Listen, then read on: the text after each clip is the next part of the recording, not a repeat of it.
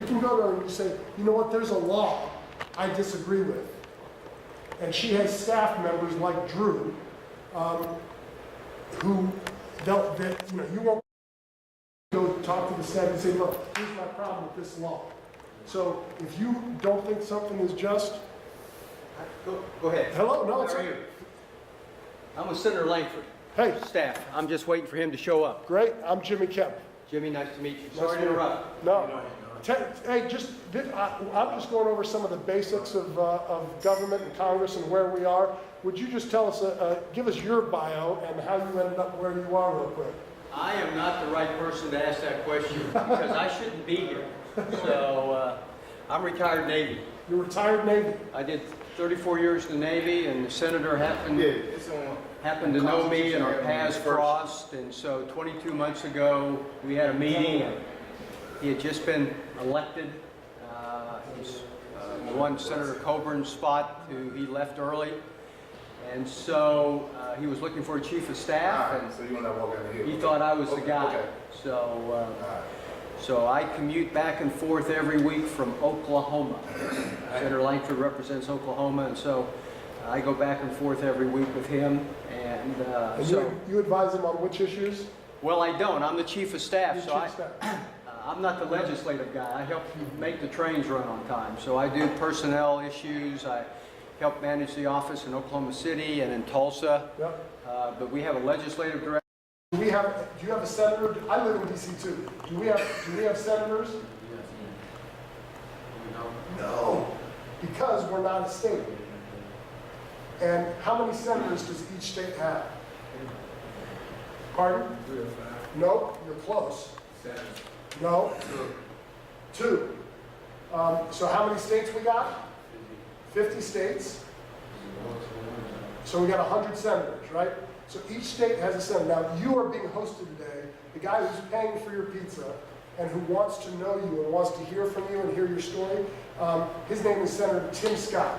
He's one of 2 African-American senators out of 100. Do we have more than 2% of our population black, African-American? Yes, we do. But we only have 2 senators who are black. One's a Republican, Tim Scott. The other one's Cory Booker. You're going to meet Senator Langford from Oklahoma. I think you're going to meet Senator Rubio from Florida. Has anybody ever heard of Marco Rubio? Oh, yeah. So have you heard of Donald Trump? Donald Trump. You haven't heard of Donald Trump? Yeah. Everybody's heard of Donald Trump. He's running for president as a Republican against who? Hillary Clinton. And they're running for which branch of government are they running for? Say it loud.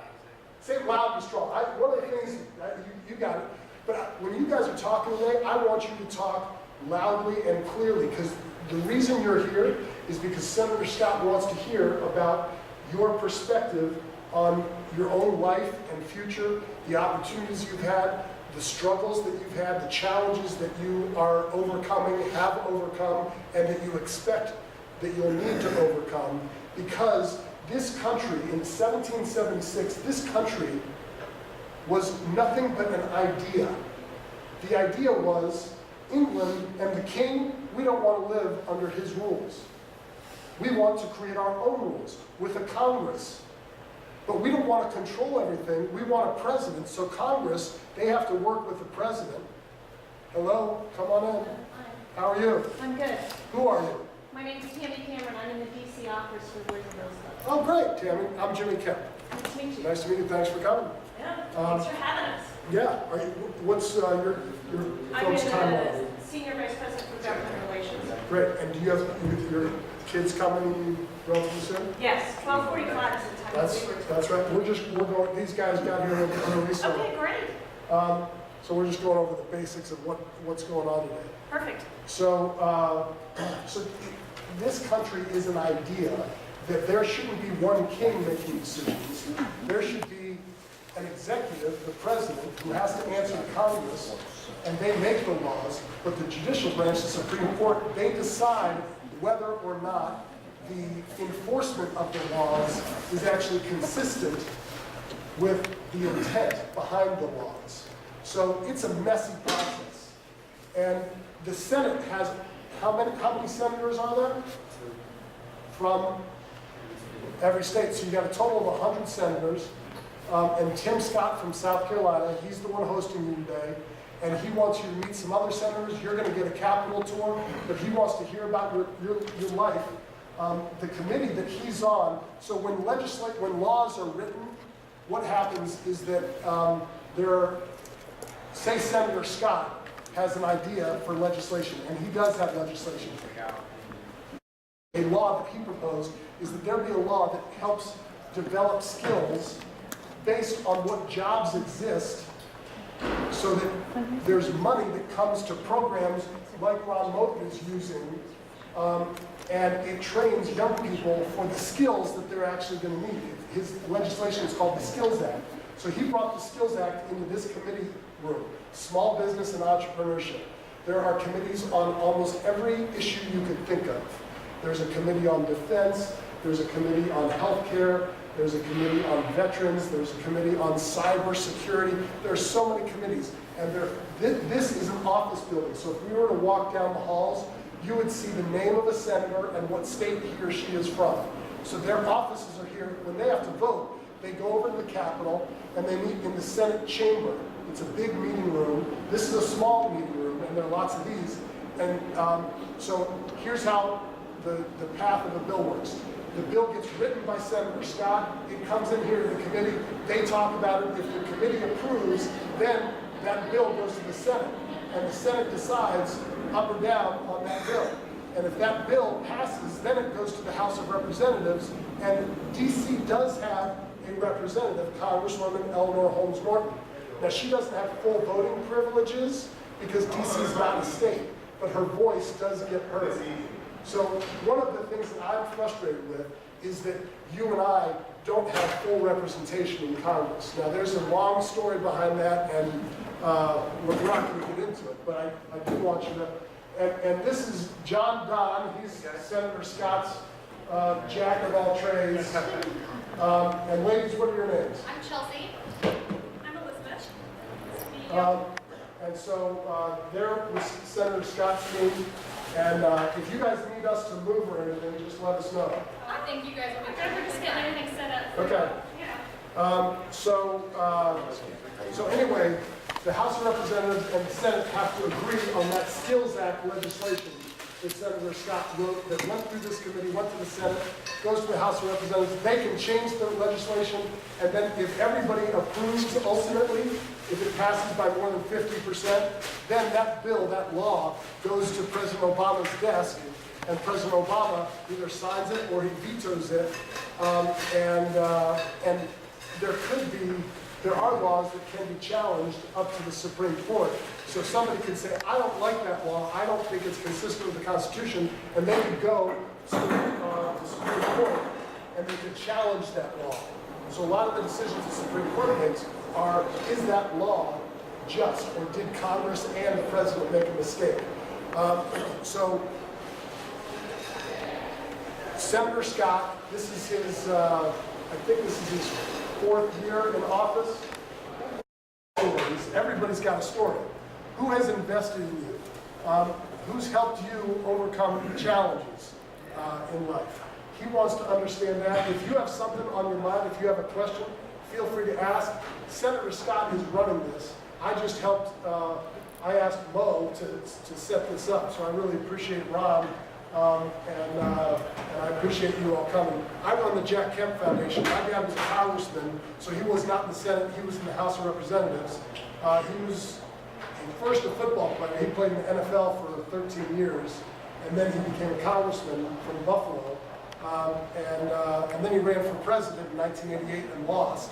And then he ran for vice president in 96 and lost. But my dad was also Secretary of Housing and Urban Development from 89 to 93, so he was in charge of public housing in the country. So he was in government for a long time. He died in 2009, and I run a foundation in his name. And part of what we believe is that the American idea, the American dream, is not fulfilled if there's not equality of opportunity.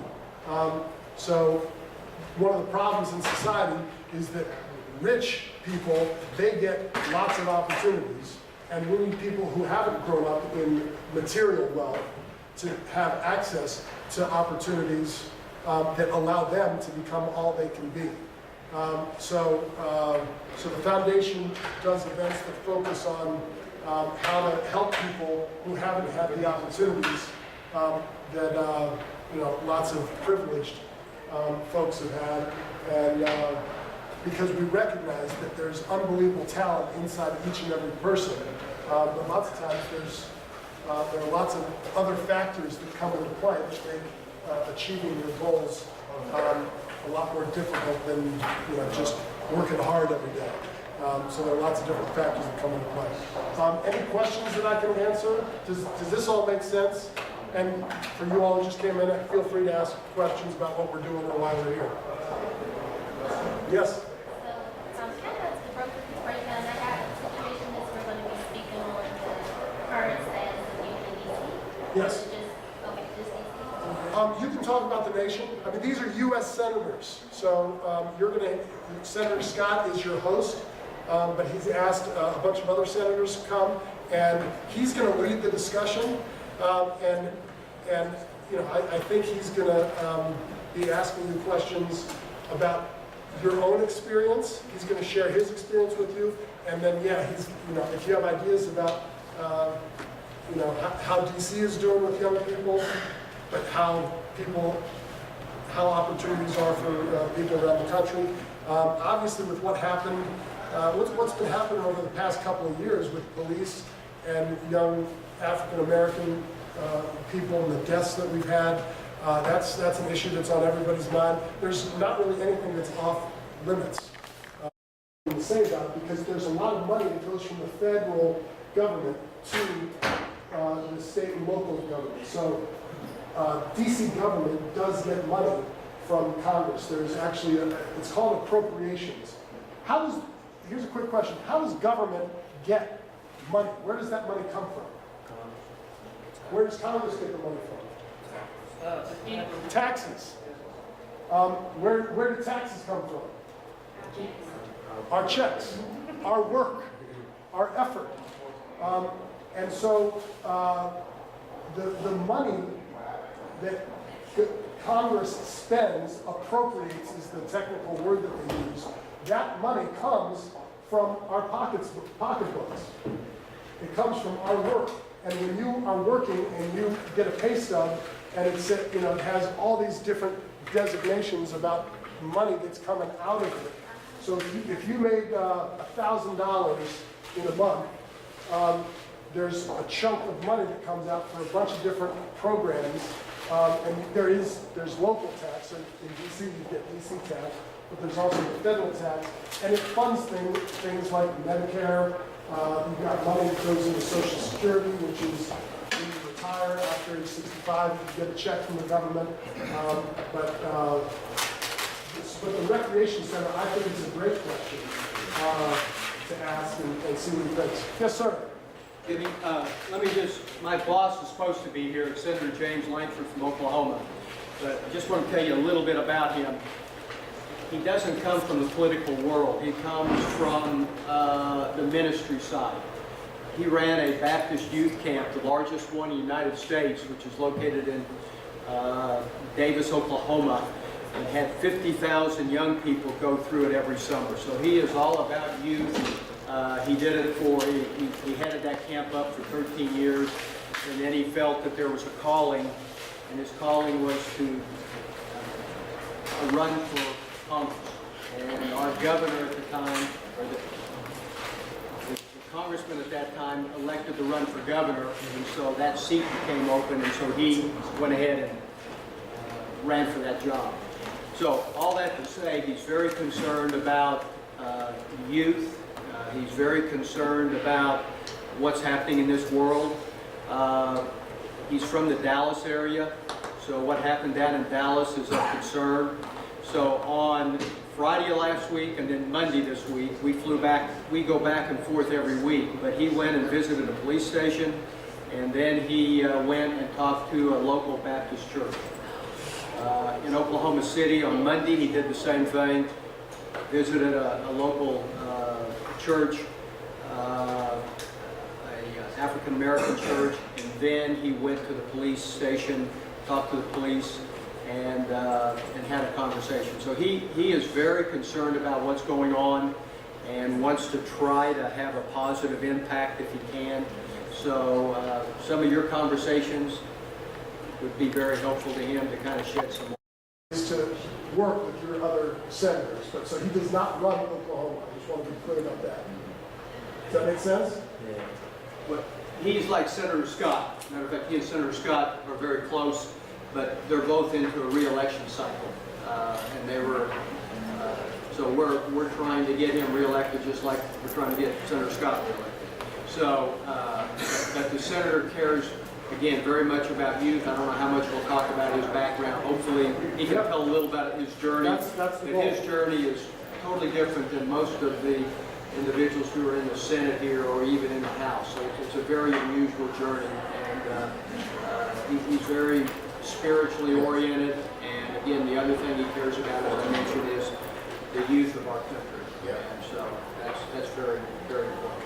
So anyway, you may not be able to get much into his bio, and he's supposed to be here, but then we've got to leave about 15 minutes after he's here. So I just wanted to share that. No, that's really helpful. That's what I want. And we want you all to feel comfortable and at ease. And it's kind of nervous. You're going to see these senators come in. Everybody in these halls, they treat senators like a big deal. They are a big deal, but they are human. And especially the folks who are coming today, they know that they get separated a little too much. And these senators, they want to hear from you. And there's no such thing as a dumb question. So be engaged, don't be shy. The other thing is that we want to bring them to where you all live, because too often congressmen and senators, they come to work here, but they don't see the DC that you and I know. They don't go across the river. They don't know what's going on in some of the poorer pockets of this city. So, you know, they want to come see what life is really like for you all. But we thought it'd be good to bring you here first and understand their work. So, and Monica, how are you doing? Monica did an event with the Kemp Foundation and Senator Scott. Hey, how are you? I'm Jimmy Kemp. How are you? Nice to meet you. Take a seat anywhere. We're just kind of going up. We want to make sure that everybody knows, is comfortable and knows what's going on and why they're here, because I know this kind of got put together quickly.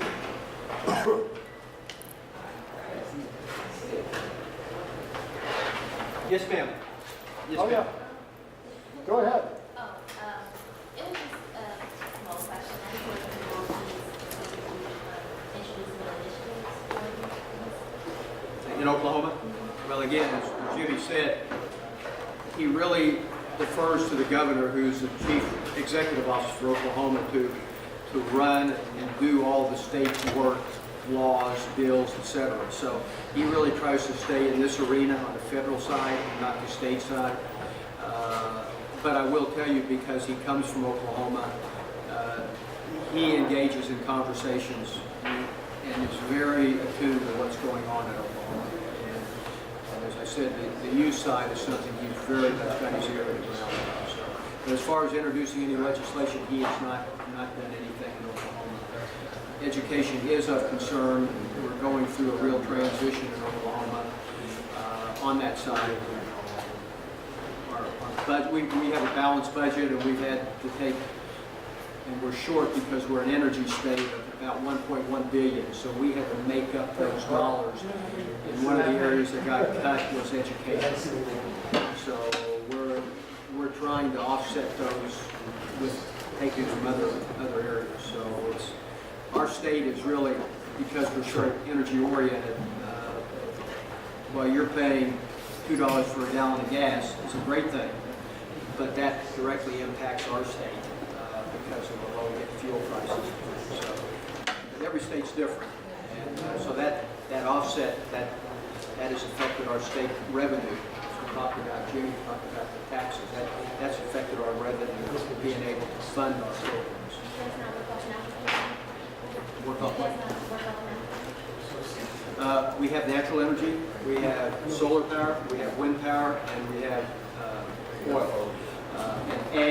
But right now, the main driver of fuel, of energy for our state is oil and gas. So y'all all know, it's the federal government and the state, it doesn't seem like they see that right now, and then like I said, they can't get money. It is what it is. The federal they got the state, but they all get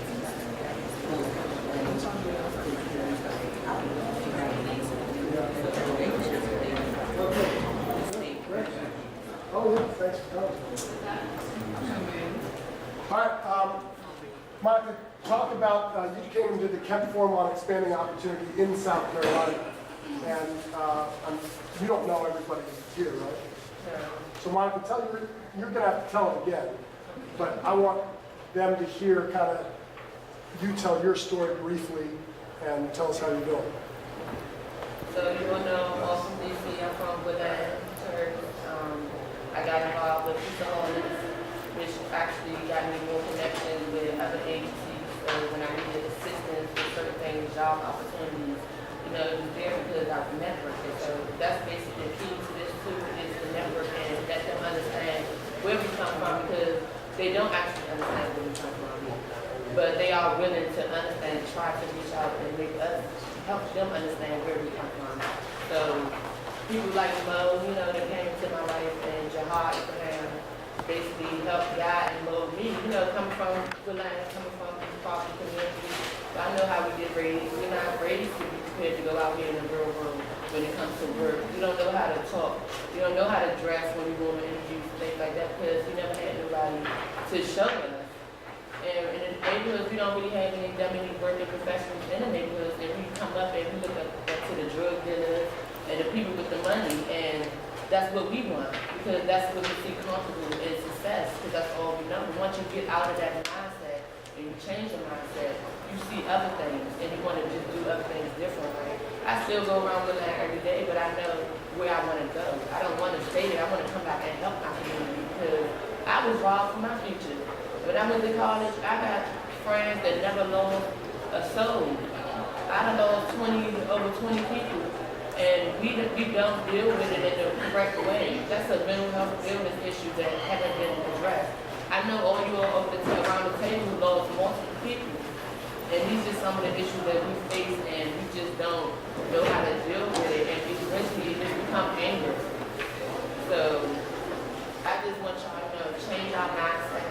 And make a goal for yourself. Like, I really didn't have goals. I just went with the flow.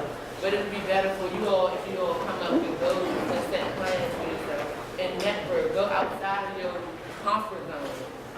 The people that you know in your neighborhood, the only thing they can really offer you is the same thing they got. So you want to go with people that can offer you and put you in a better position. And that's what I did. I basically networked. And I had all my opportunities. Thank you, Monica. Yes, you can come on in. So if you don't have a seat, take a seat over here. We're gonna figure this out. There's room. Come on in. My name is Jimmy Kemp. I run the Jack Kemp Foundation, and I work with Ron Moten and with the Boys and Girls Clubs. So we've got kind of a combination of people and groups here.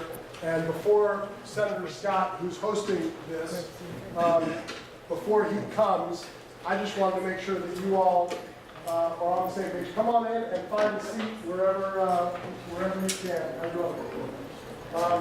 Hey, Jim. Good to see you.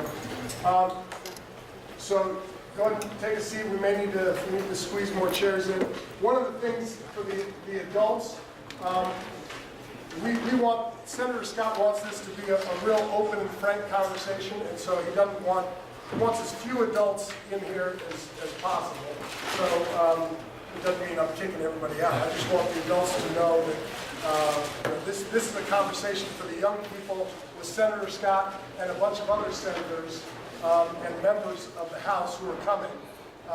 And the goal is just for Senator Scott to get to know you all, to have a conversation. This is off the record. This video camera is just for private use, and there's nothing in here that is going to be public. There are no reporters or anything like that.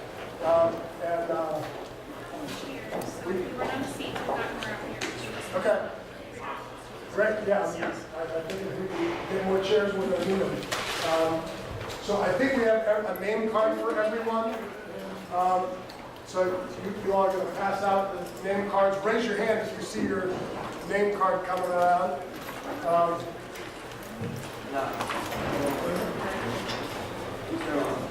Mr. Ron West. Does anybody have any questions before Senator Scott comes? I've been over some of the, I've been over a little bit of the background, but if anybody has a question, it's a good time to ask it. About where we are and why we're doing this. All right. It looks like the pizza's here. Team Scott, do you want us to get the pizza before or after the senator comes? Well, John wants to go get plates, I think. We need plates? Yeah. Plates are good? Yeah. So, Once he comes back with the plates. okay. All right, cool. Where are we? What is the plan for where the senators are going to go when we'll put Senator Scott in the middle right here, I guess, right? Have Senator Scott sit here, and then we can just have them kind of Yeah. Okay. Cool. Does everybody, how many people have heard of Senator Tim Scott before last week? I think it's interesting.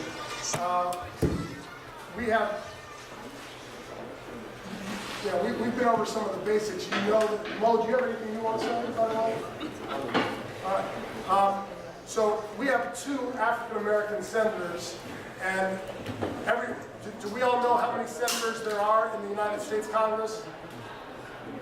Some of you should be shouting out because you already know. How many senators? Huh?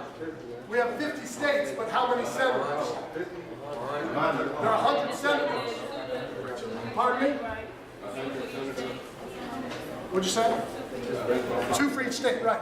So we got 100 senators, and there are 2 African-American senators. One Republican, Senator Tim Scott from South Carolina, and 1 Democrat, Senator Cory Booker from New Jersey. So as we have senators come in, they're probably going to want to talk to you for a couple minutes. And some of them have schedules where they pop in and pop out, but Senator Scott is going to be here for the duration once he comes. So just try to find a chair. We've got plates coming, and we'll serve the pizza when we get those plates. plates. See wherever you come.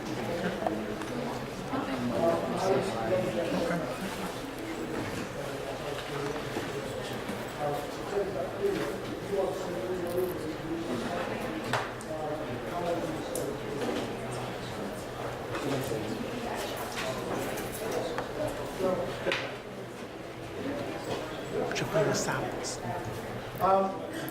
So we've got our first member of Congress, and We want to leave over here? Okay, great. so there you go. Senator Daines is from Montana, and I'm going to let you introduce yourself.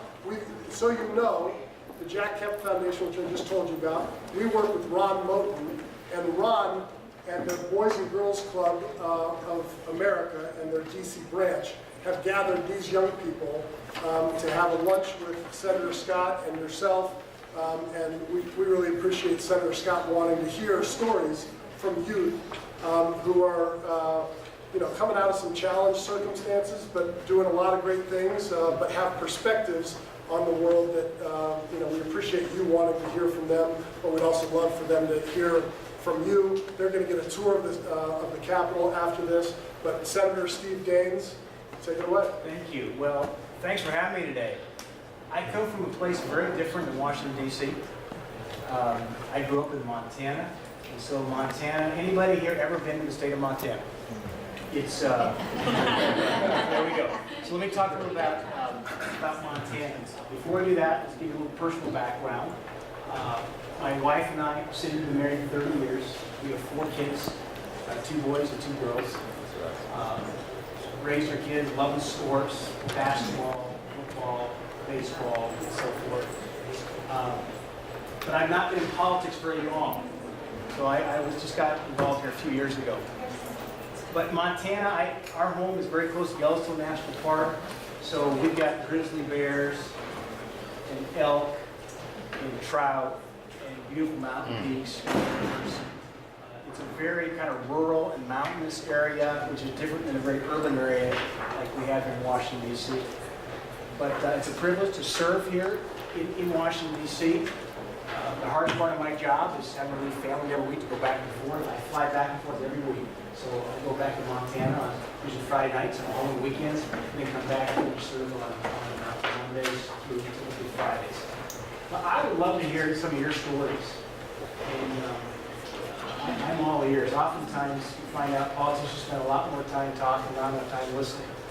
And I'll say one more thing, and let's love to open it up for questions, comments, stories. Is that I'm a big fan of Tim Scott. Have you guys met Senator Scott yet? Okay, Tim Scott is one of our best guys in the U.S. Senate. He is truly, he's wonderful. And he has stepped in, and we've got some of these incredible conflicts and challenges in our nation, what's gone on with most recently in Dallas and so forth. You know, Tim's been just, I think, a really, really great spokesperson out there. Trying to bring healing and unity to a country that frankly is very divided at times. But I want to thank you for being here. This building belongs to you. It doesn't belong to us. This is a government of the people, by the people. So it's not like you're visiting our office. You're visiting your office. And in fact, there's Tim right there, one of my heroes in the U.S. Senate. But Senator Scott, good to have you here. Thanks. Nice to be here. Yeah.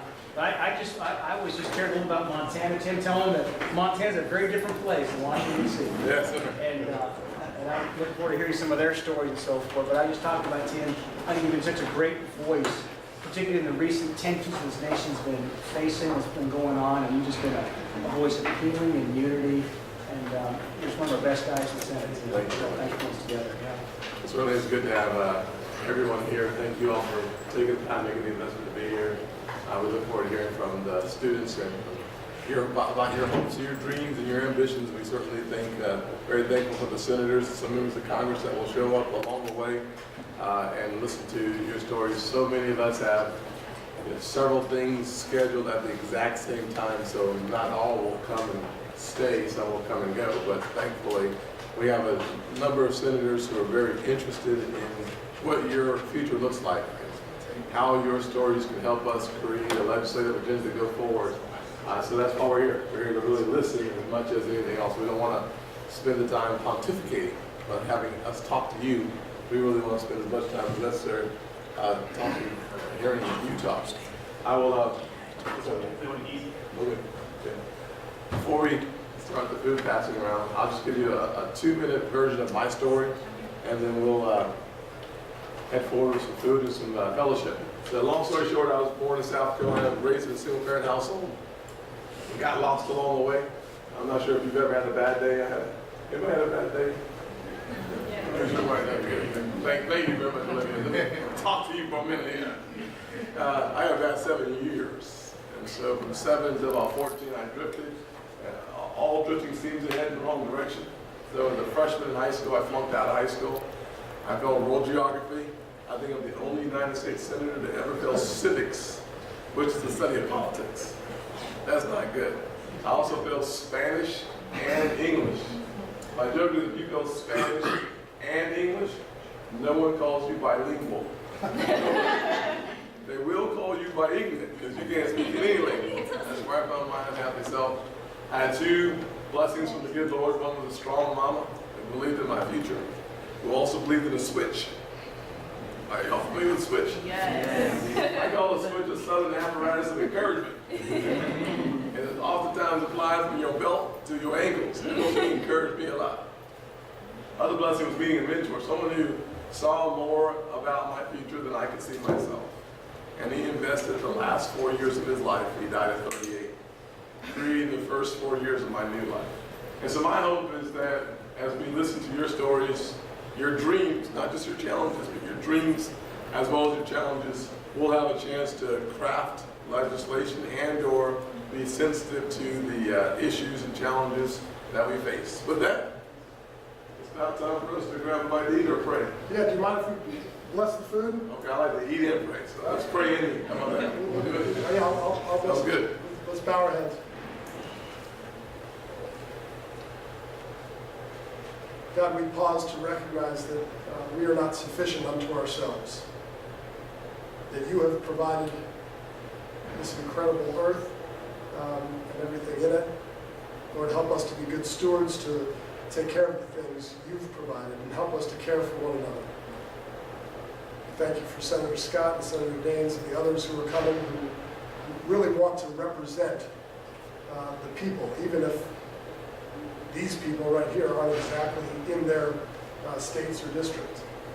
We're grateful for public servants. We pray for each of these young people. We ask that this food would nourish our souls and that this time would be nourishing as well. That we would learn and have an exchange of ideas and become part of a more perfect union which this country is striving to be. Thank you for this time. Bless all those here. In our Heavenly Father's name we pray. Amen. Amen. All right, so why don't we start? So we have a little bit of organization. We're going to start against this wall, and you all are going to, and then we're just going to go around. So you all are going to start here. Get your plate, get your food, and then come out this side, and then hopefully go back around. And so, would you all start us?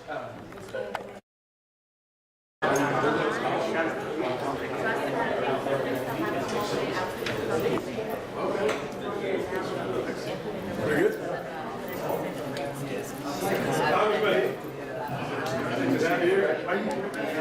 If you want, we can have the congressman show up and they can put their food quietly and if you can talk while I do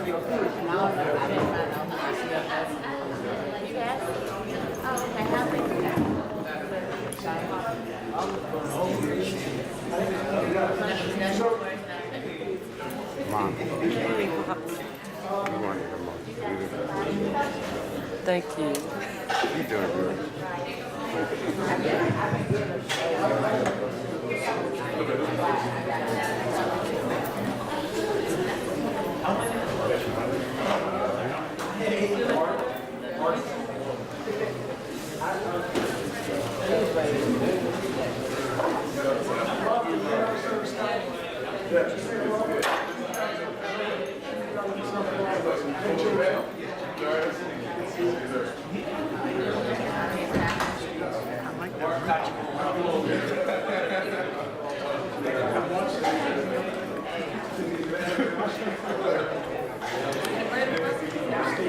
Joint partner with Senator Kim Scott back this last Friday. We launched the first ever HBCU partnership internship where you have an opportunity to serve 4 weeks on the Republican side, 4 weeks on the Democrat side, switching out Alma Adams, a good friend of mine from Greensboro. We've interacted and done some of that. One of the reasons that I'm excited about this is because we live in a time, in a moment that we need to be connecting and doing some great things like this. As a former pastor, we've worked in inner cities in places like Cleveland, in New York, in Baltimore. So these kinds of initiatives are incredibly important to us. I thank Senator Kim Scott and Jim Kidd for having the right heart. I believe we need to be showing America how we can continue to work on these programs and see the success of them. It's a privilege to be with you guys. I'm very proud of you. Good luck and Godspeed to you. Thank you.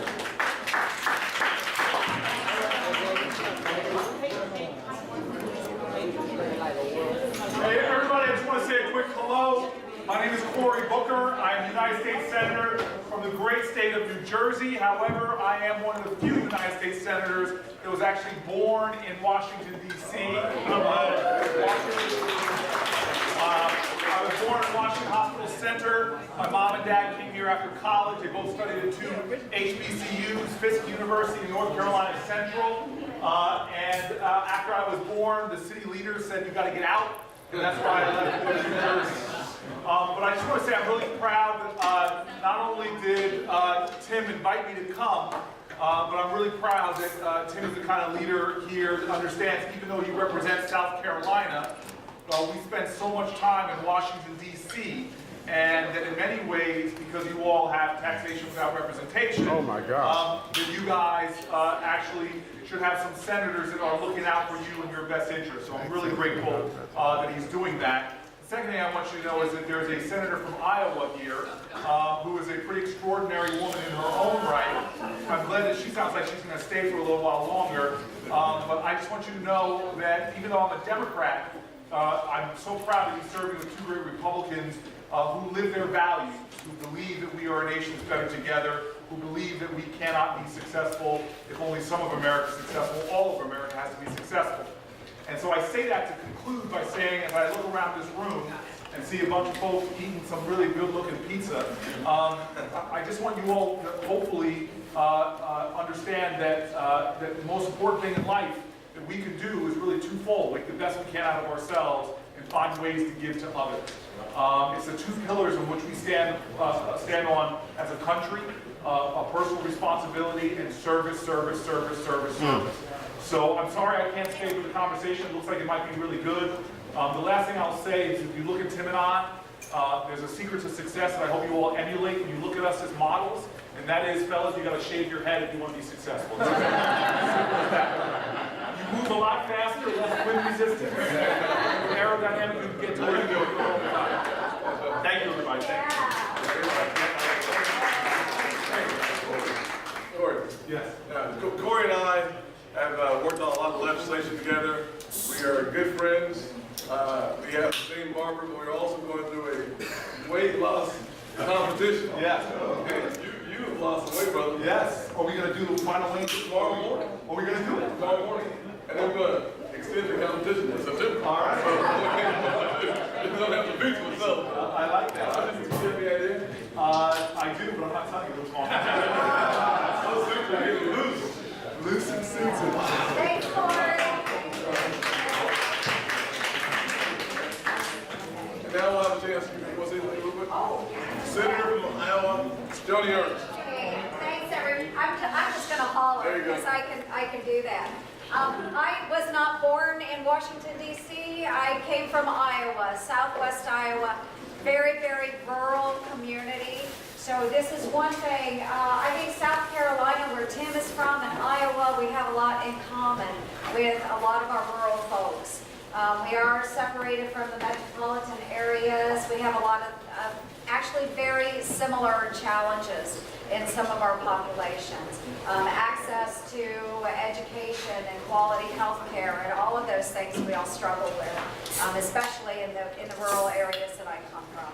So we are challenged in similar ways and different ways, but I'm glad to be here and talk about some of the issues that we're facing nationwide. Cory Booker is a great partner for me in a lot of different issues.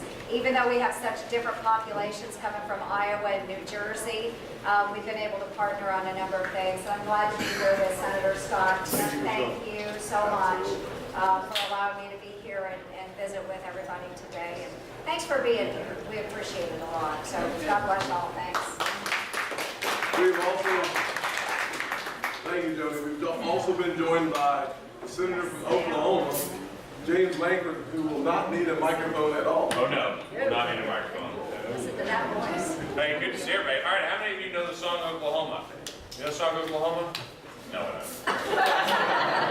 don't. Too young. Yeah, I know. It's like an old musical. Never mind. Anyway, it's nice to meet y'all. I have served, in fact, Senator Scott and I started in Congress together. We came in at the same time, same month, elected at the same time. We both served in the House of Representatives. Now both serve in the Senate together. And so we initiated our friendship in 2010. when we both first got here from there. Before that, I served 22 years in church ministry. I was a youth pastor. So if any of y'all, how many of y'all involved in church somewhere? What's your name? Okay, so I was the youth pastor. That crazy guy that was at your church, that was me. For 22 years. I directed a youth camp called Falls Creek. It's the largest youth camp in America. We have 5,000 students. I'm yelling right under here. I'm sorry. We have 5,000 students a week at the camp. It's a really unique place, but it's an amazing spot. And they're from all over. We get a chance to come. But that's what I did before. So being elected into Congress, my deal is really connecting with family still and doing some of the same stuff that I've done before and getting a chance to work with students. So for me, it's fun to get a chance because for 22 years, I've sat around with students and ate pizza. So this is strangely familiar. And getting a chance to really be able to hang around and eat pizza and be able to talk. But that's who I am. My wife and I have been married 24 years. We have 2 daughters. One is 19 and one is 16. But that's us and our family, so it's a big deal for me. I actually grew up in Dallas, in East Dallas. If you know where Fair Park is in Dallas, in the Cotton Bowl, if you ever see the stuff in the Cotton Bowl, I grew up 3 miles from the Cotton Bowl, right there in that area in East Dallas. So that's me and my family. It's really fun to get a chance to see y'all. Glad y'all are here. Get a chance to hang around with Senator Scott and all that's going on. So I've got to slip out and head to another meeting, which you're late for as well, by the way. So the other. No. You already been there and been back? No. Okay. But. I know, thanks for putting me on the spot. Yeah, we both are, yeah, because I'm late too. But I'm just glad to get a chance to connect.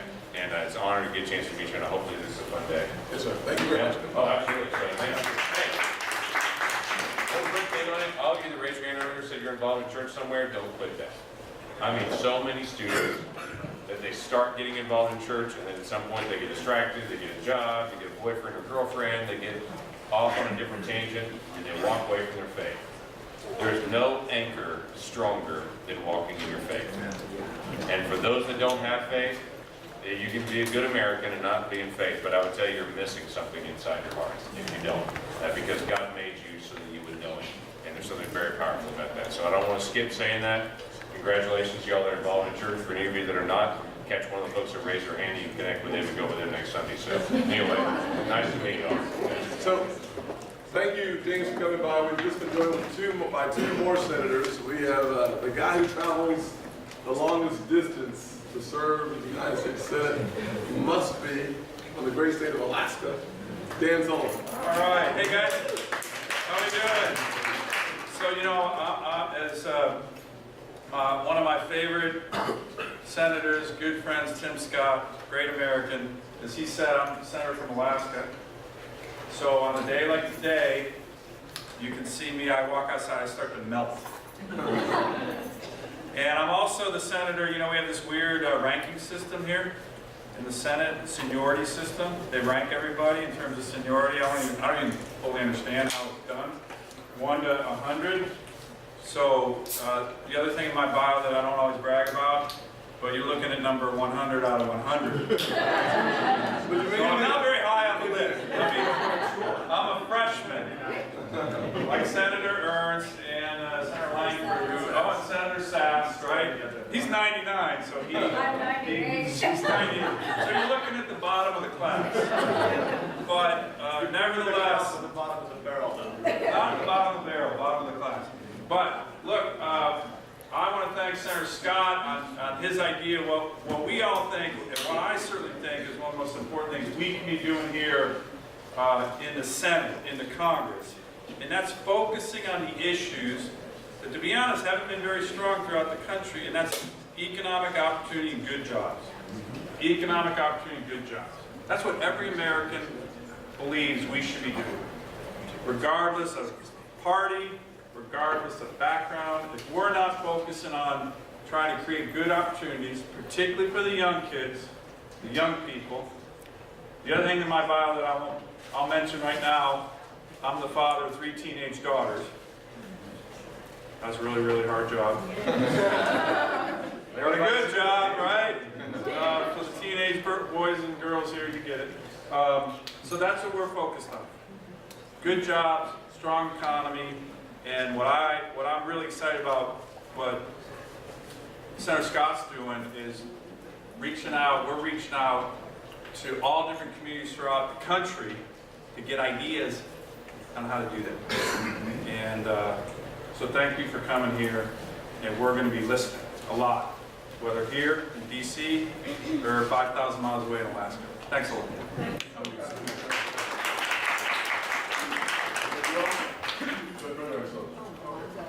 We also have been joined by the Senator from Nebraska, who's a really good friend of mine, a guy I respect and appreciate, who has been a teacher and a president of a school. Teacher because you homeschool. That's true. And a president because it's just a hard job. And now he's joined the Senate. He is number 99 out of 100, which means he made it in. It means I carry Jonah's bags. I carry the bags for number 98. And I carry for number 97, so. I'm like 75, so. Hey, I'm just grateful to get a chance to spend a few minutes with you all. Tim is one of my favorite people, not just in the Senate, but on earth.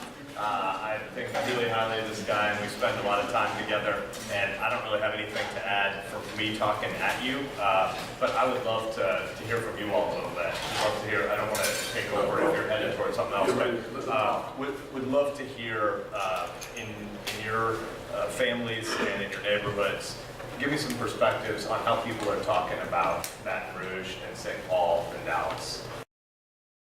Would love to hear some of you talk. This is great. Last speaker, let's open it up. Thanks. And let Dan My say. name is Angel. Angel? Yeah. Yes, ma'am. And by the way, before you start speaking, I have a lot of staff there who's taking notes, and reporters will have a chance.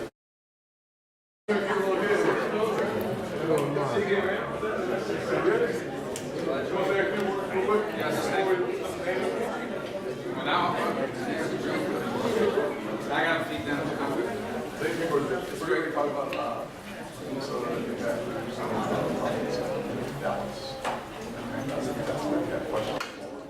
Well, let's just talk about that. I'm just glad to be with you, and I spent a few minutes talking to you about all this stuff.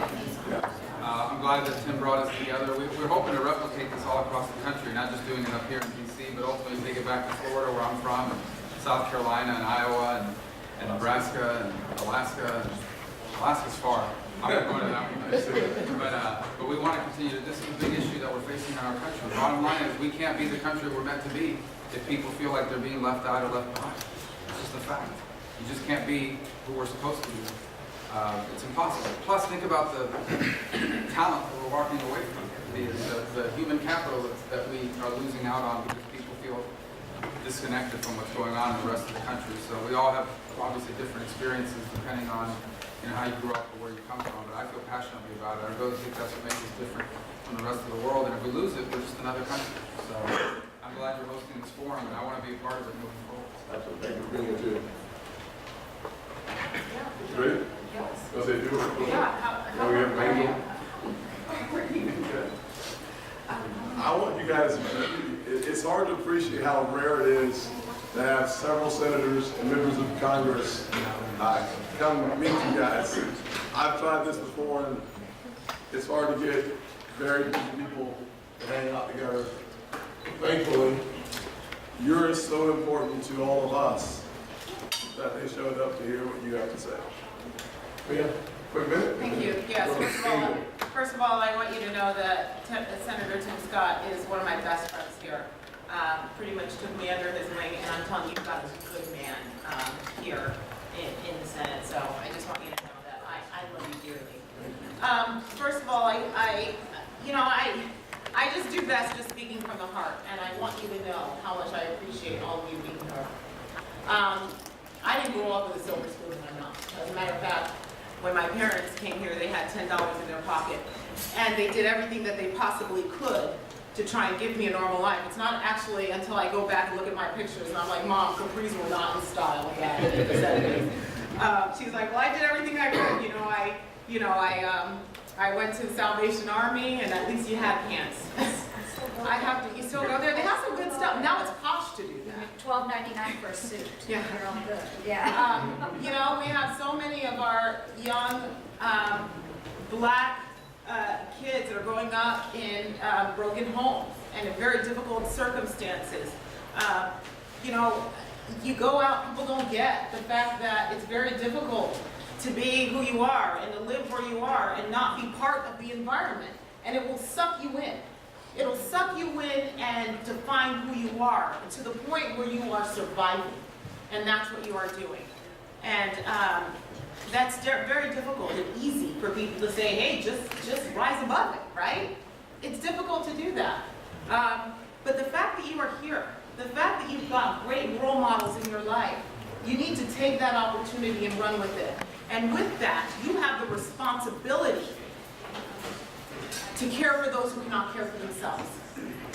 When I got here to Washington, my dad said, you keep the promise you made to me, which means that you go out and you do something outside of yourself. The world doesn't revolve around you. You make sure you let me know that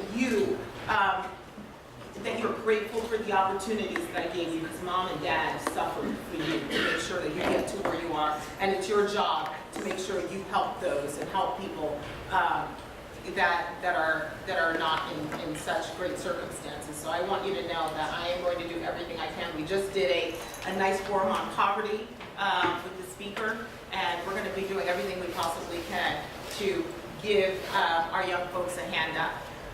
Before I leave, I know you're trying to come by and tell me to be quiet, but I am, that's it. yeah.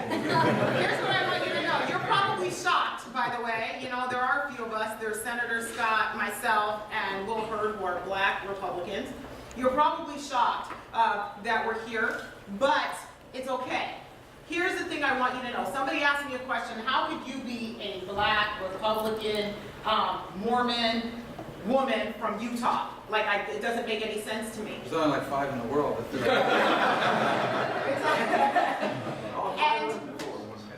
I said, it's because I refuse to fit the mold that society tells me I have to fit into. Imagine if people like Martin Luther King decided to take that government, Washington, by the way, said that he was a second-class citizen. Imagine if he were just to sit down and take that. We wouldn't be here today. So I'm not telling you to follow my policies, but all I'm telling you is to reserve the right to make the decisions for yourself and in your home, because no one cares about you and your family and your communities more than you do. And let me tell you, do not take anyone telling you that you're not good enough or smart enough to make decisions for yourself. Reject that notion and know who you are and the God-given talents that you have been blessed with. Okay?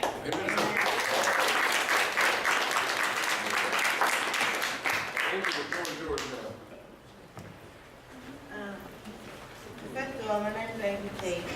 Just to give you a little history, I'm born and raised in D.C. I've been living here my whole entire life. My family is 3 generations strong, so that means my great-great-grandmother started my family in D.C., so this is my home.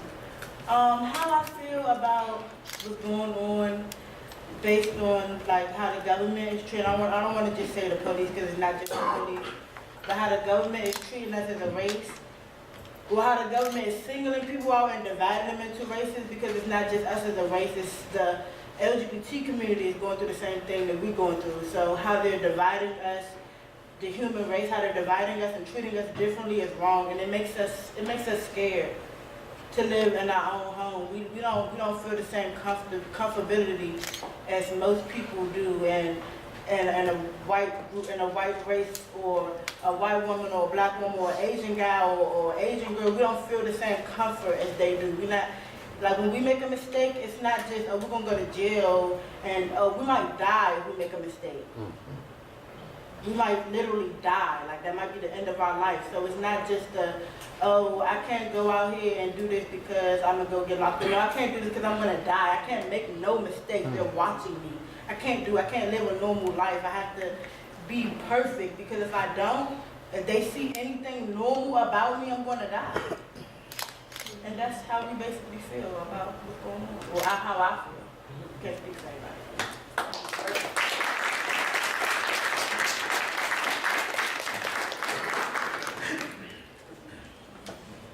Yes, sir. Joshua? Yes, my name is Joshua Robinson, and basically, just to give you a little inside information about myself, I'm from here, from DC, I've been here all my life. I don't know nothing about how many generations my family is because I don't even know exactly who my family is. But I do know that I have a father and a mother. Were they together? No. I was raised by my grandmother. I came from different types of environments. Like, I've been in a neighborhood where, you know, everything is going on revolved around drug dealers and killers and, you know, jack boys and these different types of things. And watching them in that light, it made me want to become what they were. And me wanting to become what they were made me go out and do some outlandish things. And me doing outlandish things ended me up incarcerated for 7 years. And I'm just recently coming back to society. And as of right now, I'm trying to focus on being a more positive and productive person in society. I want to give back to myself. I want to establish a future for myself. And I got things, these goals, I have to obtain certain qualities and capabilities to do these goals. So right now, me personally, I've dealt with peaceaholics and different people, you know. They brought me part of the way. You know, they keep me strong, keep me headstrong. They told me how to be positive. They told me how to motivate myself and how to help motivate others. And I'm not sure yet. Within me doing that, I came out somewhat productive. Still backtrack a little bit because at sometimes I get to the point where I feel as though that's all I know, you know.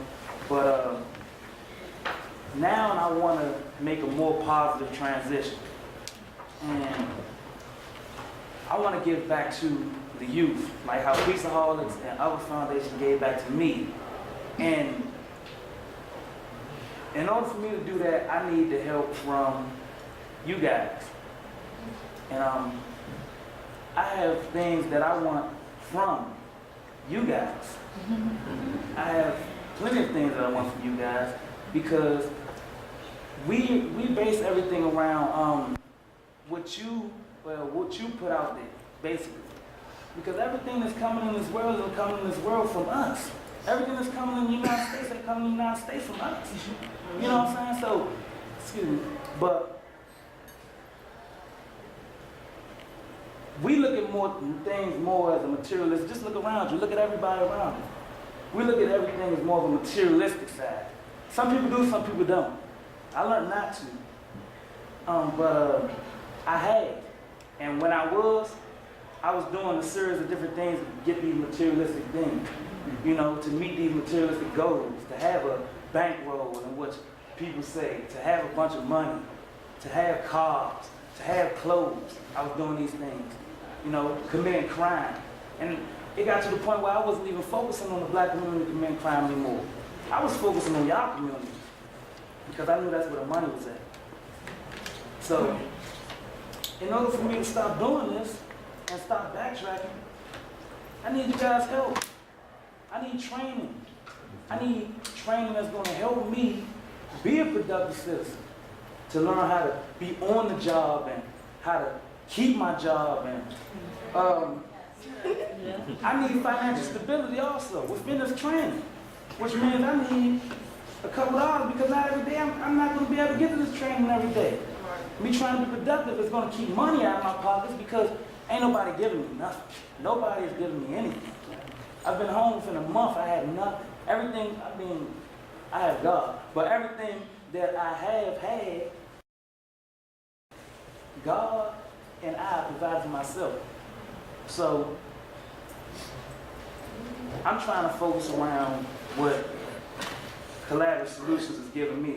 And right now they're giving me excellent training skills and how to continue to stay on my job, keep my job, make a little money, move up in the ranks, maybe idolize a few of you guys.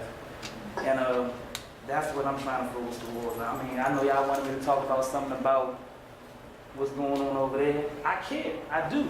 And I appreciate my people a lot. But right now, it's a lot going on over here too. There's a whole lot going on over here.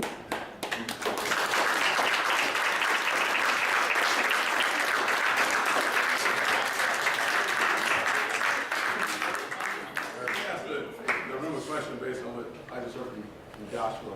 How many of you guys would agree that job training or on-the-job training would be a useful tool, necessary, not enough of it? All right. So, Joshua, you're talking about, I call it earning and learning at the same time. Sometimes you can't just learn something. You got to make something while you learn something. Because, as you said, you need some money. So, earning and learning at the same time, we call it apprenticeship programs. Most of us would agree that that is an absolute necessity. Now, tell me about your educational background. My educational background is very small, but I have had the opportunity to obtain a GED. Good. So would you agree then that there's a need for, some kids are going to go to college, some kids want to go to work immediately. So you got to provide a path for both of those directions.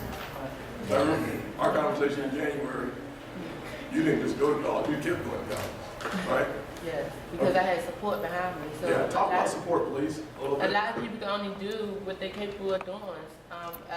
Jahar and Pizza Hut has brought about over 30 kids to my school that did, but only 2 people graduated based on the situations. I mean, Jahar and them really stuck it out with me and make sure I really did it, but what about the other 28 kids that, you know, faced the challenges and had to drop out and couldn't complete their goals? So it's our opportunities is also based on our situation. Like now I'm here because I'm not about to keep taking out loans for a master's degree because that's the new slave debt. So I had to make a decision to come home and work and make sure I'm okay first before I try to go reach my next goal. So like I said, it's all based on situations too. Tell them where you were at. I graduated from Benedict College with my bachelor's degree. I was getting my master's at Western University, which was very easy. So I definitely didn't want to attend a school that wasn't challenging me either. So that was another reason why I came home. I'm now working at DC Housing Authority. She read my article in the newspaper and she reached out to me and said, anytime you come home, I have a job opportunity for you. So that's why I always try to tell the young people, networking is the key. If I would have never started with Jahar and MoeKemp, I would never had this job.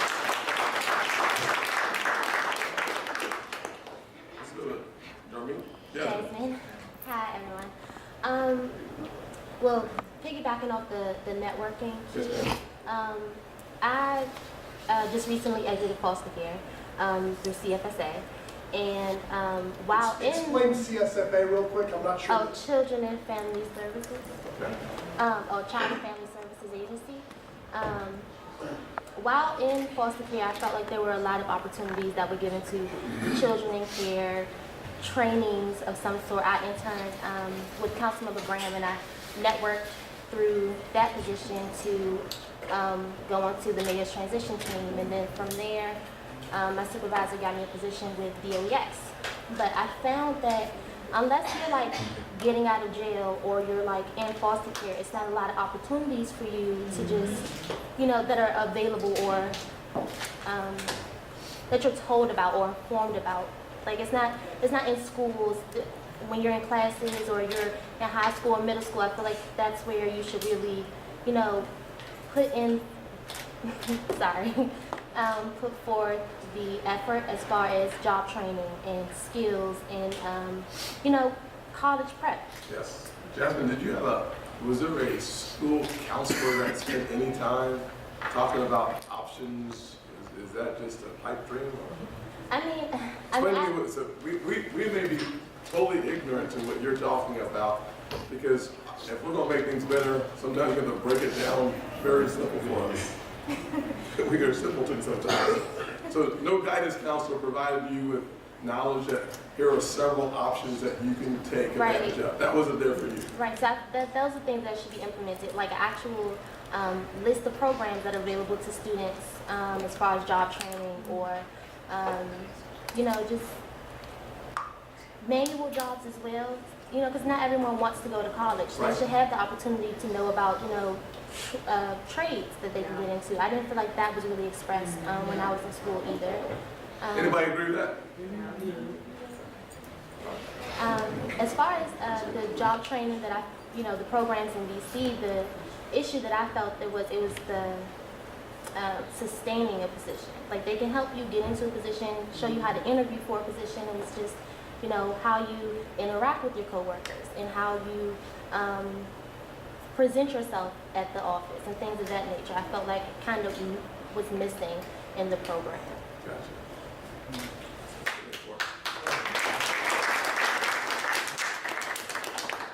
I'm gonna come back to you guys after we hear from people who haven't spoken yet. If no hands go up, you guys are on the list.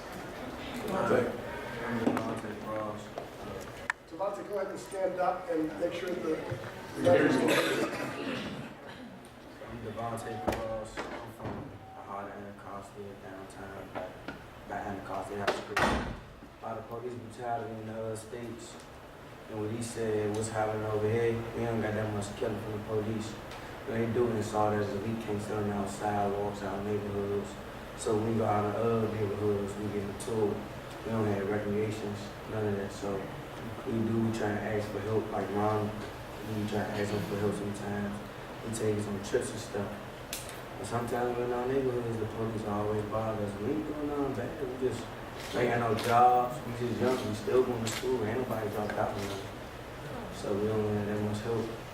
And about a few people that help. So another big issue.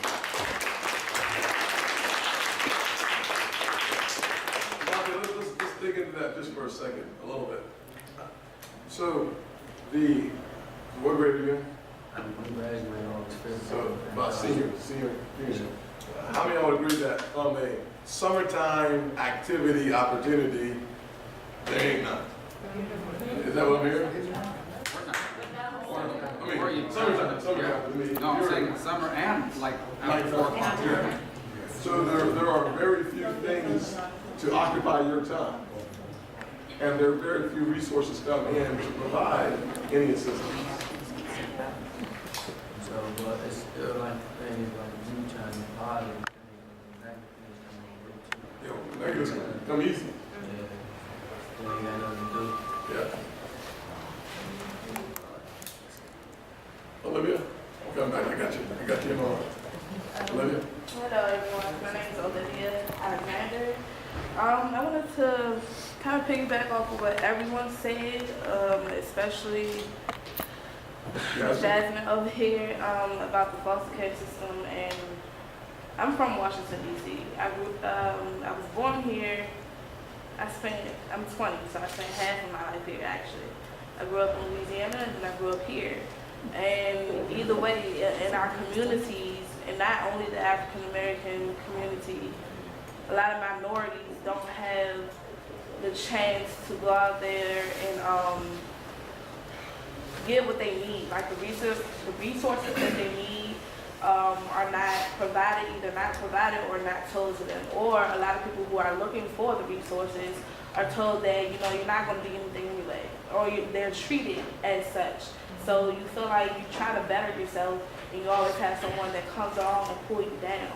So I feel like with the foster care system, there are a lot of, being in the foster care system, there are a lot of opportunities and programs that are available to us that are not available to the public. But again, the foster care system is kind of screwed up in a way where they're not helping us get ready for the real world. When we're put out there, it's like you age out at 21, and you don't emancipate, and you still don't have a voice. I'm 20, and I still do not have a voice in the system to kind of get to where I need to go. I also have a 3-year-old daughter who I'm trying to provide a better education, a better life, so that she grows up not having to struggle too much and not feeling like she's not good enough to go out here and try to at least get that job that someone else is getting, or try to at least go into this program. And I do agree that not a lot of people want to go to college, and some people don't have the finances to stay there when they are there. We have a lot of struggles. Like, I have parental struggles, so I was not raised by my parents, and I'm still getting to know them. And again, they were drug addicts, so that just made me not want to do it. But I also have a lot of African American males. They are getting it pretty hard. Like females, we have it just a little bit easier, I feel, because the males can do everything they possibly have to do: go to school, go to job training, go to work, stay out of the streets, and yet they're still treated like they're not good enough. You know, they still are pushed to where they go out here and try to find jobs every day, every hour, every second, and they're still stereotyped in a way that they don't get the job, so they're being forced back into the streets. And it's not good, because then that's just making them feel like, why try? You know? Why try to better myself if every time I try to better myself, I'm going to get put down and told that I'm not good enough or treated as such. Thank you, Olivia.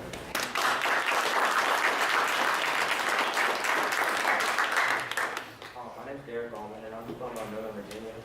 And I wanted to piggyback on what everybody said, talking about the lack of programs that helps our youth. I've been a member of the Boys and Girls Club since I was 5 years old. And also, everything that's been mentioned here, the Boys and Girls Club provides. So the opportunities to get career building, team building, and scholarship money for college, all of that is provided within the Boys and Girls Club. But being a nonprofit organization, we need more and more funding. So from you guys, you guys are asking what you guys can do to help us, that would definitely be a bigger piece. Providing financial aid to the Boys and Girls in order to help reach more kids that are in the society that need the help and need the guidance. And it's not just physical things. We also have the staff is a big part. So I'm also a staff at the Boys and Girls Club after going there for over 13 years. I got a job there, and the staff at the Boys and Girls Club truly make a difference in the kids' lives. So it's important to it's important for you guys to assist the Boys and Girls Clubs and keep them open and keep them functioning, and the programs that we provide to help them to continue to have impact on the youth.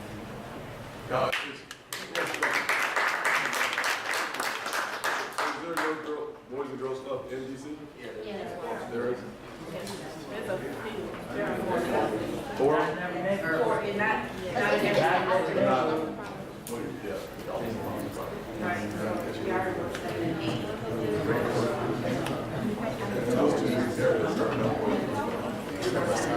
there are. There's one more. And then there are also And by the way, Congress provides the Department of Justice about $20 million for the Boys and Girls Clubs of America. So the real challenge is that there may be more resources and or a different way of using those resources. One of the others. This is something just a quick 2-minute thing. What you're all talking about is something I've talked about for 12 years, which is none of this stuff starts at 18, right? First of all, let me just say that this is important, right? Because a lot of people making these sorts of decisions, you don't know about stuff if you don't know people that are going through it. You can't just watch it on TV or read about it in a book. You have to live with people that are going through something like this to understand what's all behind it. So I don't have time to go into the whole detail of where I come from and how things are. So my parents weren't born in this country. I didn't grow up hard. We weren't rich or anything, but my parents were married and they stayed together their whole lives and helped raise us, and that gave us a lot of opportunities. We never had everything we wanted. We had everything we needed. But we had opportunities to live near and around, and still do to this day, people that are facing challenges. And what people don't understand is this builds over time. It begins from the day you're born. So imagine a child that's born in a home that's already broken. The dad is probably not around. Mom may or may not be around, right? She might be in jail. She might be working 3 jobs. She might have moved in with her boyfriend, so the grandma's raising them, and 5 other grandkids. Or maybe not. Maybe they fall into the foster care system, and they're growing up in a dangerous neighborhood. What you talked about, the neighborhood is dangerous. And then you add to it, the school you go to isn't performing. That's 3 strikes right there. Then you don't have access to health care on a regular basis. That's 4 strikes. I am telling you, if you are born with 4 strikes against you, your chances of succeeding are very low unless something happens to deal with those 4 things that are holding you back. And that's at a very early age. That's what we're trying. That's what we have to begin to deal with. some of you are telling us stories about having to deal with that already for a long time. Now we got to get ahead of that and kind of unwind some of those things. But it is not the same. It is not the same when you grow up with 4 strikes or 3 strikes against you than when you grow up with tutors after school, with a school that people are paying to put you into that's just performing and ensuring that you're getting where your parents can pay for you to go to college and you don't owe $130,000 like I did when I got out. And that sort of thing. And that's the part we have to deal with, because if we can break that cycle, right? If we can break that cycle right there, then this begins to change for the long term. But those are the issues that I think we need to really focus on confronting and acknowledge that if you're growing up with 4 or 5 strikes against you, unless something happens, it's going to be hard. And we got to make that something happen. And that's what I hope this conversation will continue to be about. Thanks very much. And I apologize. I got to feed them, and we have a vote now, don't we? We got pizza for it. I do. They don't have any of that sugar on that. Well, and I want to thank you, all of you that have contributed to this effort here and speaking up. Because, like I said, we've got some really similar issues, even though we come from really different areas. But it is really important for us to understand your point of view. And the fact that you're speaking out today makes such an impression on us. I want to echo what Mia Love said earlier about breaking down those stereotypes. Don't let anybody put you in a box and tell you what your future is. How many folks know that I served in the military? I am a veteran of Operation Iraqi Freedom. I was a company commander, first female company commander of my unit. Took them to war, came back.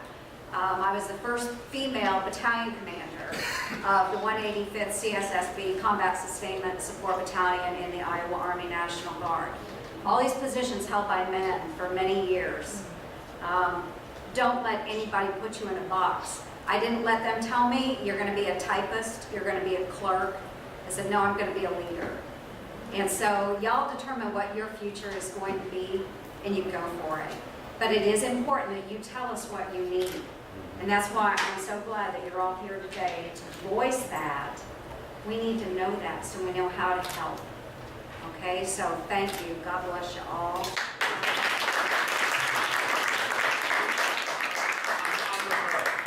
Thanks for sharing your stories. We have a vote that's going to end, but I hope we can continue this conversation. Thanks. I've got to run it myself because I'm also having a vote, but someone want to say something? Yeah. Brother right here. Yes, sir. What's the name? Adolph. Yes, sir. Your turn. Hello, my name is Adolph Brown. I was born in Washington, D.C., but raised in D.C., Maryland, and North Carolina. So I got a pretty good mix of different backgrounds and neighborhoods and stuff. Personally, what I think is more of a barrier is not just stereotypes of racism, but stereotypes of all different shapes and sizes, where a lot of people choose not to remember that there's more than just race, more than just what sexual preference you have or anything. Being a person with disability, at 2.5, I was shot 12 times and lost my vision. Being a person with disability, I realized that it's not only a stereotype, it's the fear of what you don't know. And a lot of the times, the fear of what you guys don't know is the reason why you guys are thinking that you're breaking down barriers for it. But a lot of times, and this is personal, so I'm not trying to hurt nobody's feelings, a lot of times it's barriers because lawmakers don't listen to the ones that the laws are supposed to be for. And a lot of times, the laws that are supposed to be for us are now against us. It's more laws being made to send us to jail than to send us to college. There's more laws being made to turn your back on somebody with a disability because instead of making it accommodable for them where they can actually perform on the same basis as someone who's supposedly born normal, a lot of times that is being left out. A lot of times it's being left out from our connection to the lawmakers connection to us. It should be a lot more of a connection between us. Oh, we can't go out here and make networks when the ones that's at the top aren't making networks for us to connect with. There's no way you can connect to something that other people think they're not supposed to be a part of and help put out there for you. if you don't give us a way to make it, and we try to find a way to make it, that's when you have conflict and problems in the neighborhood, which also builds more stereotypes to the point where now, what are you facing? You're not facing problems, you're facing basically reality that people think they're changing when you're not. Yeah. It's not. Senator Scott has to leave. Sorry to interrupt. Senator Scott has to leave. He has to actually sit in the chamber and so. I got to preside on tip. Yeah, so let me just say this. This has been.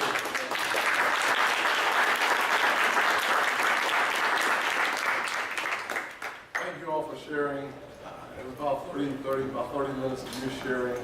I appreciate your words. We take them to heart. Over the next several months, we're going to work on making sure that we have an opportunity to present real solutions. And I can't promise you that you'll like all the solutions because you probably won't. But we're going to work together and continue the conversation because at the end of the day, we do feel a responsibility and an opportunity to make a difference. And many of you will have an opportunity to speak to me again and other members of the Senate, the Congress.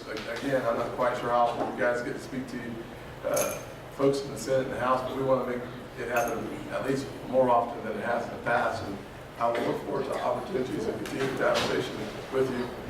Time is always limited. I wish we had more time, frankly we don't. And we will look forward to the next conversation. Can we set up something?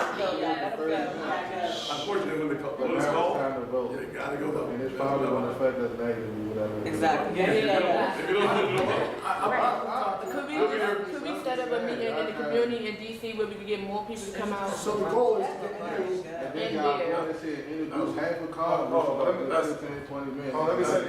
me say something too. Let me say something. Like 2 hours or something. What was supposed to get solved in 30 minutes? Nothing.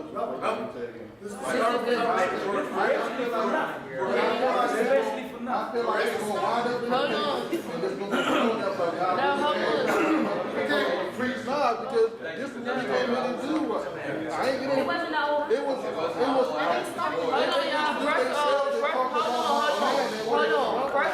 First of all, they took time out of their day to even set this up, which they didn't have to. And that's the problem why we facing so much any issues in society now, because we don't know how to respect each other and we don't know how to understand each other. Okay, that's fine. We can disagree. Let me say this. We need Senator Scott. I gotta go vote. At the end of the day, here's how this works. And unfortunately, progress is under. Can I speak? Thank you. Progress is slow.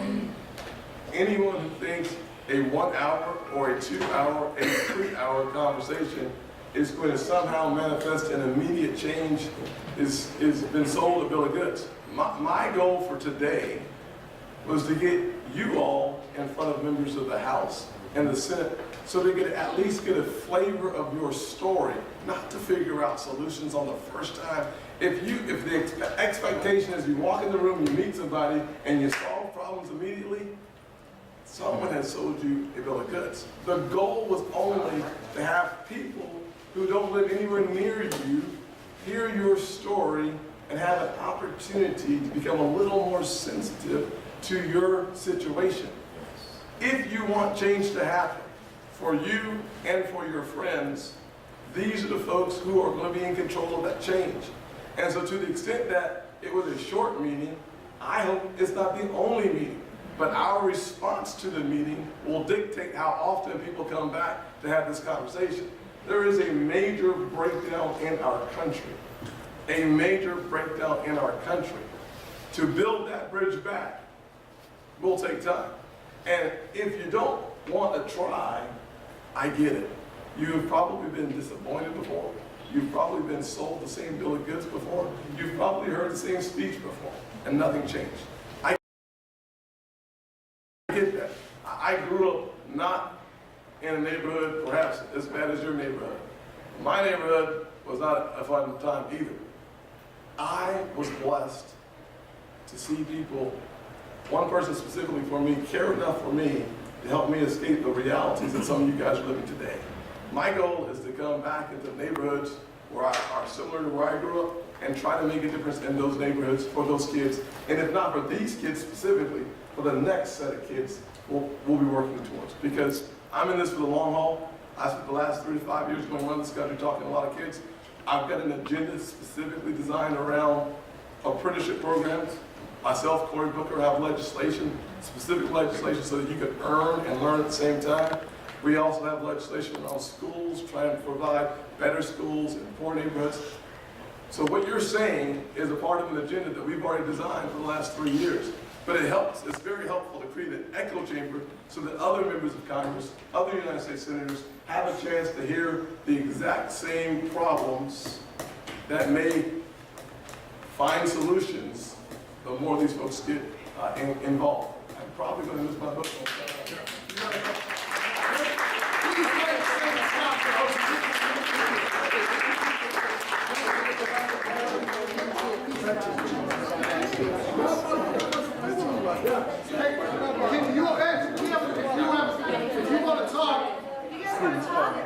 If you want to talk, we're here. We have to be out of here at 2:30. Okay, all right, let's move on. Andre, you have something to say, I know you do. I saw up here. You mind if I go ahead and we'll get for you in a second, all right? Go ahead.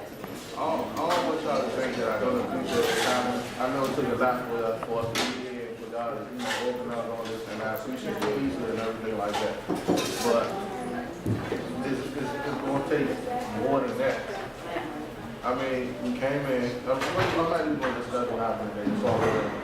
But it's just for me, I'm a regular person. Born in DC, raised in DC my whole life. I mean, hearing some of these people backstories and stuff, it makes you realize that I had it kind of sweet. It wasn't the greatest, but I never had to go through nothing like most of these people got that's here today. So, but my thing is, when I leave my house, everything, my whole background, everything I accomplished, everything I've been through, just like this. Once you leave the house, it don't matter. So everybody else, you either opposition or you in a way where they feel like you're trying to take something from them.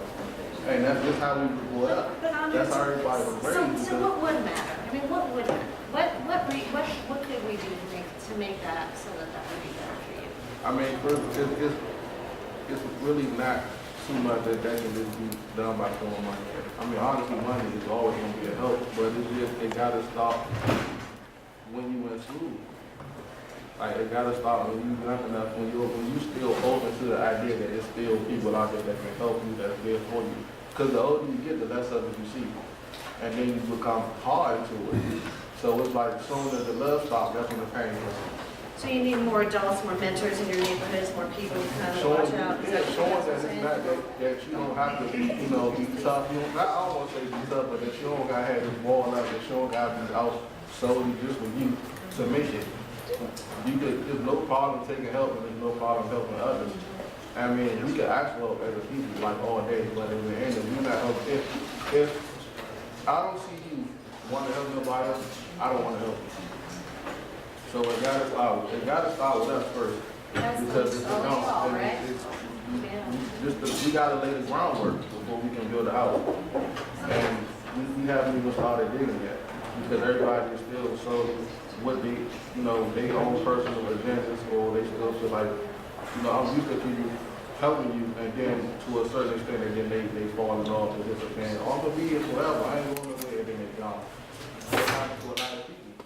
So that's what you expect. So every time when somebody does something to help, it don't work out because you're not used to it. You're expecting that person to be gone. So I feel like you catch them young, while they're in school, and you let them know that it's never a problem to let people be there for you or to be there for other people, because that's what it's called. Thanks. How y'all doing? My name is Samuel Bynum, for y'all don't know me. Most of y'all know me already. I just want to say, I'm talking to us as us. I'm not worried about all that. I'm talking to us. We just spoke, gave our life stories, all that to them, and they looking at the clock the whole time we speaking, and they've gone to vote, you know what I'm saying, for whatever the problem, the bigger problem, whatever they were about. They go back on their flights, they don't remember what we said. I mean, I'm not sure, but in their head, just the black boy that spoke, you know what I'm saying, the regular black boy that spoke, that came from nothing. They don't remember the exact story. I'm talking to us as a whole. We all came here, well, I don't know, you know what I'm saying, we all came here to say what I wrote down, I was going to speak. You hear me? I was going to speak. So, right now, can you share what you were going to say? Because that'd be great. We have, let me just say one thing. The staff for the senators and congressmen, they are the ones who actually get stuff done. Right. I appreciate them coming. No, they're really busy staff. Exactly. It's crazy busy. Exactly. So go ahead. So go ahead and say what So you're going to say. I'm talking to everybody as a whole. It's a lot going on. Yeah. Everyone knows a lot going on about jobs, the police. It's a lot. Yeah. So I'm just saying, for a whole, like, we gotta come together. We need more people like Mo that came from where we came from.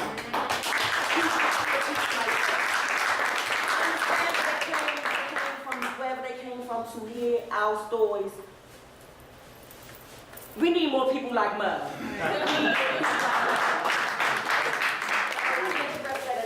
He understands us more. Okay, so I have a GED, you guys. All Uh-huh. right, that's what I got. I had to drop out of high school too. So don't assume that just because we, don't look like I know, we I'm talk not- like I'm from Anacostia Southeast, and I work for Senator Scott. Right. It's not for y'all. It's probably coming out wrong, and I apologize if it is coming out wrong. But I'm just saying, I know I came to really get my point across, because it's a lot going on. And me, as a homosexual male, raised in D.C., still living in D.C. Southeast, it's a lot going on. And I really want to share my story. And I just want to share my story, and it go in one and it comes out the other. Because I'm not wasting my breath. I don't have time for that. I want to say something real quick. I want to say something. You finish. Go ahead, finish. But it is a lot going on, and it's some people out here like myself who really want solutions for the things that's going on. Well, some of that has to come from you guys too. Right, Like, that's what I'm saying. So, that's what we're doing here. that's why I said I was talking about we as a whole has to come together to do something to make the people like the senators really look into what's going on. I want to say something real quick. So, I want to be clear. I'm going to use Monica as experience. So some of the frustration that you all shared, she used to share. Y'all know Monica, what she used to do in the community. Everybody knows her story. So just know this is a process. Right. So when we used to take her down to the city council, they didn't want to go, they didn't want to hear a bunch of rhetoric because they got tired of people talking and not doing anything, right? So some of you all got here late because the bus got here late. One of the things that we talked about before you came in was how policy is created and how when you create policy, it affects your life. So what you're doing here today is practice citizenship, which means you're not sitting in your community residing and let other people make decisions for you like a resident, right? Right. But it doesn't happen overnight. That's what they were trying to say. But what I want you to understand is this doesn't happen where you get a senator, 5, 6 senators come in for 2 minutes. This is not normal. So while you might be frustrated, just understand this is like a miracle, right? So what we got to do is understand that don't take stuff for granted and appreciate when somebody open a halfway ear. Because most of the time, nobody don't listen to us at all.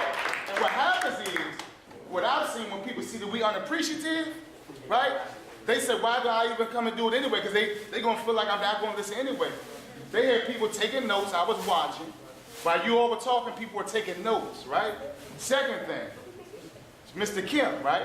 That's somebody I work with, right?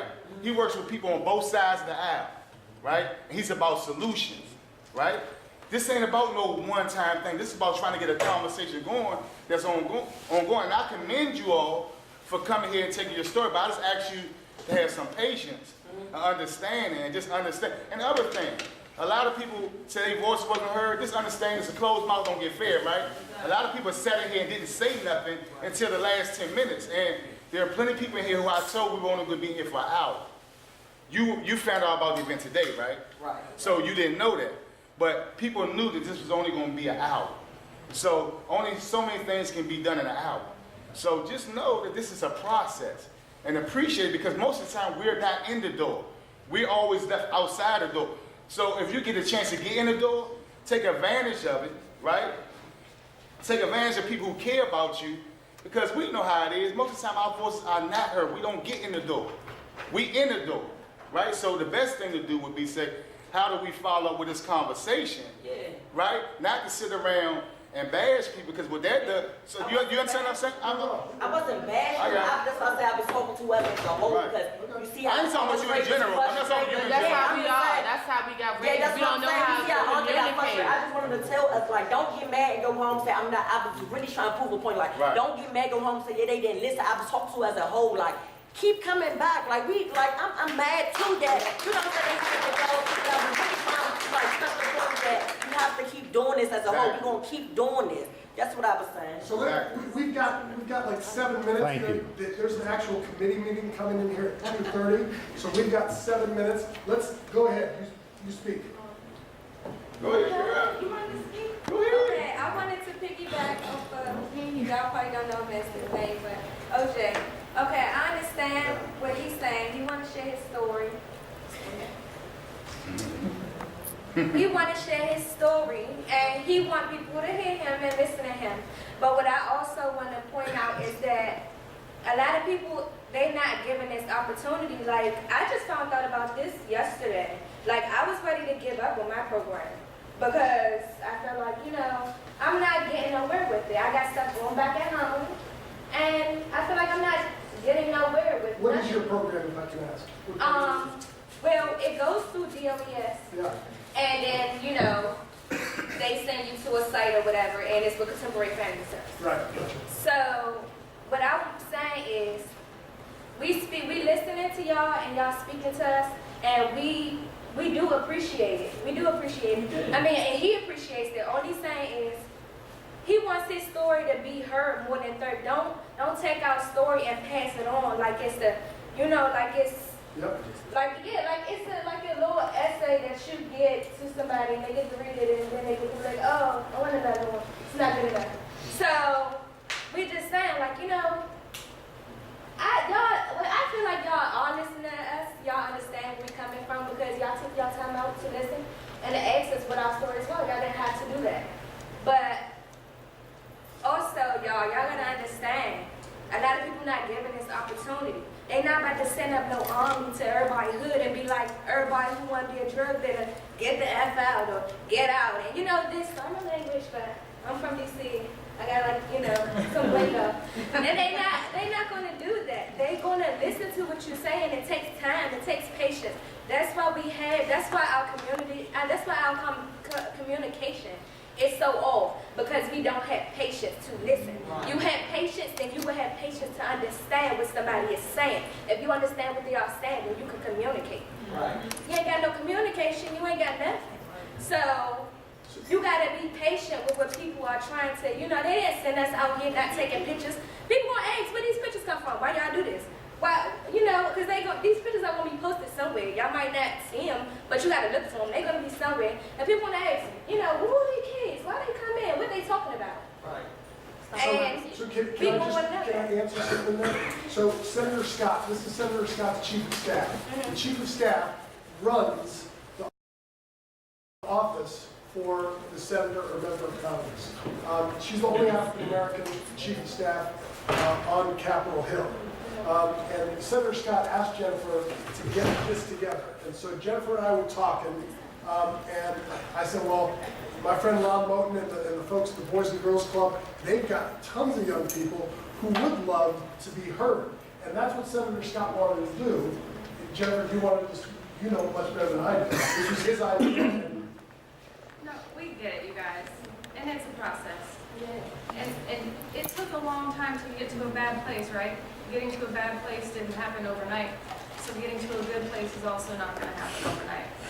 And we hear you, and we know your pain.